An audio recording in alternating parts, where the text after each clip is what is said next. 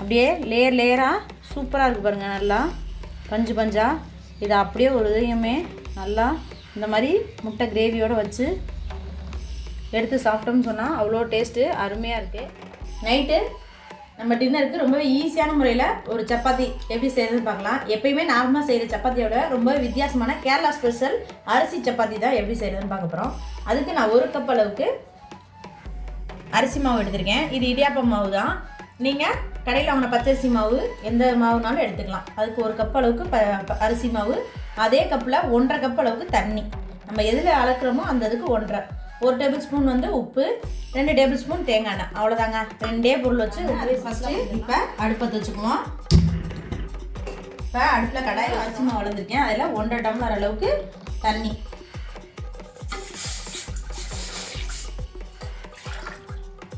பாருங்கள், 1.5 டம்ளர் அளவுக்கு தண்ணி எடுத்துருக்கேன். அது கூடவே நம்ம எடுத்து வச்சுருக்க 1 டேபிள் ஸ்பூன் உப்பையும் அதோட சேர்த்துக்குவோம். கூடவே 2 டேபிள் ஸ்பூன் அளவுக்கு தேங்காய் எண்ணெய். நம்ம கேரளா ஸ்பெஷல் செய்யும்போது தேங்காய் எண்ணெய் ஊற்றி செஞ்சோம்னா ரொம்பவே டேஸ்ட் டிஃப்ரெண்ட்டாக இருக்கும், அருமையாக இருக்கும். அதுக்காண்டி தான் தேங்காய் எண்ணெய் சேர்த்துக்கிறோம். இப்போ இது நல்லா தண்ணி நல்லா கொதிச்சு வரட்டும்.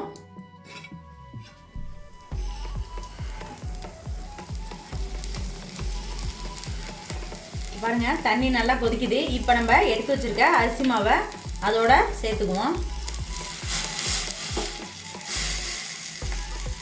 பார்க்கும்போது இதாக தான் இருக்கும். அப்படியே நல்லா அடுப்பு நான் இன்னும் அமத்தலை. அடுப்பு எரியும் போதே இதை கட்டி இல்லாமல் நல்லா கிண்டிக்கணும்.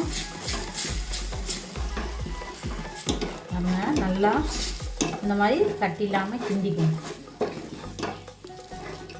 கரெக்டாக எந்த டம்ளரில் எடுக்கிறோமோ அந்த டம்ளரில் 1.5 டம்ளர் அளவுக்கு தண்ணி ஊற்றுனோம்னா கரெக்டாக இருக்கும். தண்ணி கொஞ்சம் கூட தண்ணியாக போல பாருங்கள். கரெக்டாக இது நல்லா நம்ம திரட்டி எடுத்தாச்சு.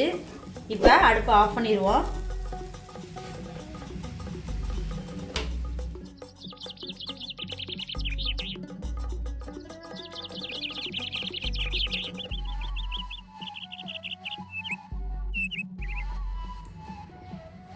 இப்போ கிட்டத்தட்ட ஒரு 10 நிமிஷம் ஆயிடுச்சு. ஆனால் இருந்தாலும் சூடாக தான் இருக்குது.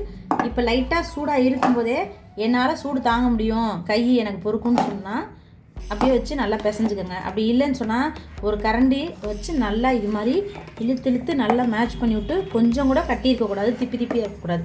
அந்த மாதிரி வச்சு நல்லா பிசைஞ்சுக்கணும். கொஞ்சம் கூட கையில் ஒட்டலை, ஏன்னா நம்ம ஆயில் சேர்த்துருக்கனால. இப்போ இதை வந்து குட்டி குட்டியாக சப்பாத்திக்கு உருண்டை விட்டுரும் பார்த்தீங்களா, அந்த மாதிரி உருட்டிக்குவோம். இந்த மாதிரி உங்களுக்கு எந்த சைஸ்க்கு வேணுமோ அந்த அளவுக்கு உருண்டையாக உருட்டிடும்.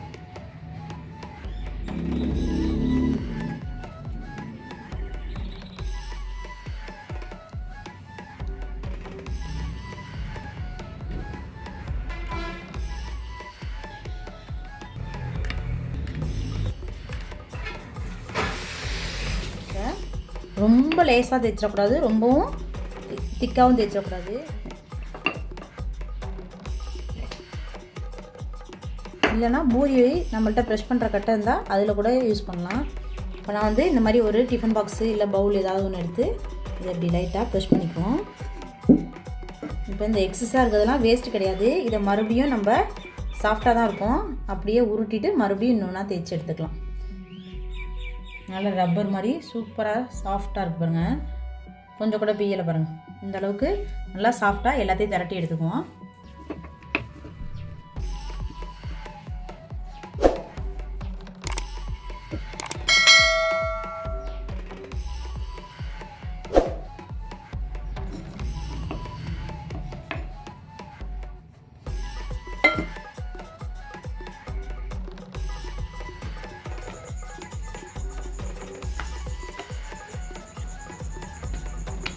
சூப்பராக திரட்டி எடுத்தாச்சு. இப்போ அடுப்பத்தை வச்சுக்குவோம்.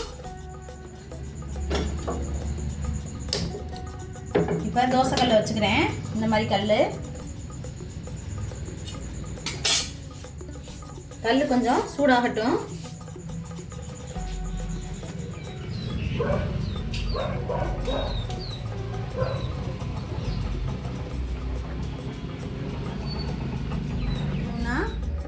போட்டு எடுத்துக்கலாம்.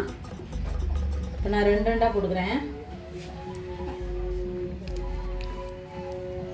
நம்மளோடதுல 3 கூட போட்டுக்கலாம்.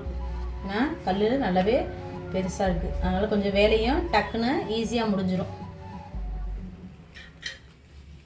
பாருங்கள் நல்லா சாஃப்டாக இந்த மாதிரி தின்னாக இருந்தால் தான் நல்லா இந்த மாதிரி உப்பி வரும் சூப்பராக. 2 சைடுமே நல்லா ரோஸ்ட் பண்ணிக்கணும், கருக விட்டுறக்கூடாது. நல்லா இந்த மாதிரி வச்சு அழுத்தி விட்டிங்கன்னா லைட்டாக புஷ்ஷன் ஆயிடும். நல்லா நம்ம இந்த பக்கம் செஞ்சிட்ருக்கையிலேயே பையன் ஸ்கூல்லேருந்து விட்டு வந்துட்டான். பாருங்கள் எப்படி இருக்குது தம்பி சாப்பிட்றதுக்கு? நல்லா இருக்கா?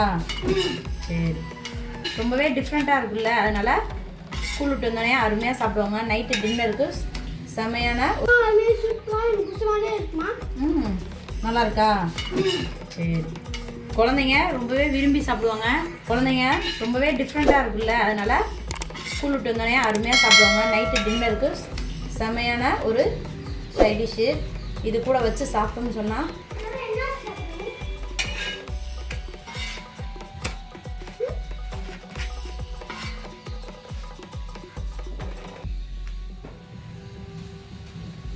நல்லா 2 பக்கமும் ரோஸ்ட் ஆயிடுச்சு. இப்போ நம்ம இதை எடுத்துக்கலாம் சாப்பிட்றதுக்கு.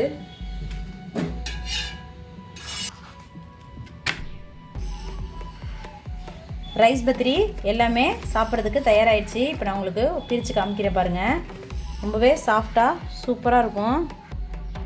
பாருங்கள் நல்லா சாஃப்டாக இருக்குது நம்மளுடைய ரைஸ் பத்திரி.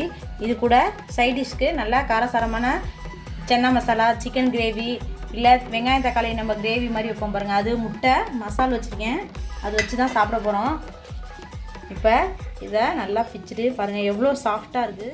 அப்படியே லேயராக சூப்பராக இருக்குது பாருங்கள். நல்லா பஞ்சு பஞ்சாக இதை அப்படியே ஒரு இதையுமே நல்லா இந்த மாதிரி முட்டை கிரேவியோடு வச்சு எடுத்து சாப்பிட்டோம்னு சொன்னால் அவ்வளோ டேஸ்ட்டு அருமையாக இருக்குது.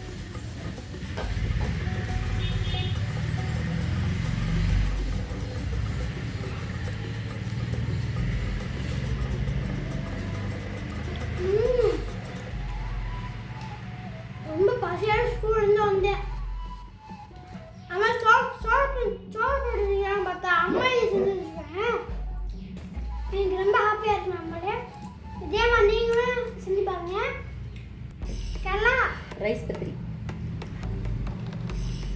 கேரளா ரைஸ் பத்திரி சூப்பர் அருமையாகவே இருக்கு நண்பர்களே.